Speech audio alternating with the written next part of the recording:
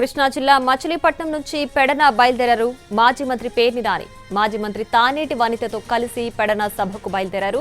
పెడనలో బాబు surety మోసం guarantee కార్యక్రమం జరగనుంది.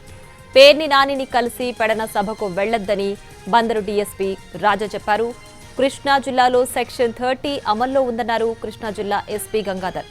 సమావేశం నిర్వహించాలన్నా ర్యాలీ చేయాలన్నా అనుమతి తప్పనిసరి అని చెప్పారు.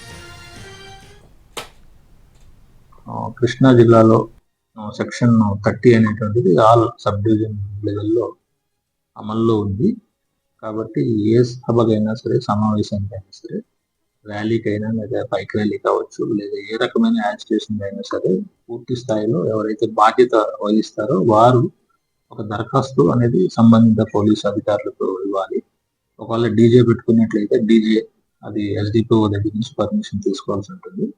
అలాగే ఏ సమావేశానికైనా సరే మనకి పర్మిషన్ అనేది తప్పనిసరిగా ఉండాలి.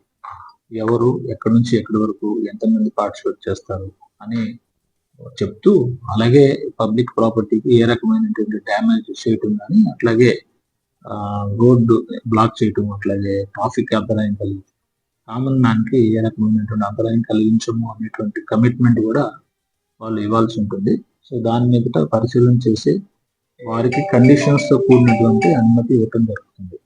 సభలు సమావేశాలు అనేటువంటివి మనం ఎప్పుడు కూడా కొన్ని పరిమితులు కాబట్టి లా అండ్ ఆర్డర్ పోలీసుకి పూర్తి స్థాయిలో సహకరించి వాళ్ళు ఎవరన్నా సరే ఈ కార్యక్రమాన్ని చేసుకోవాలి. నిన్న గుడివాడలో జరిగిన దాడి విషయంలో ఏమన్నా పద్ధతులు తీసుకున్నారు?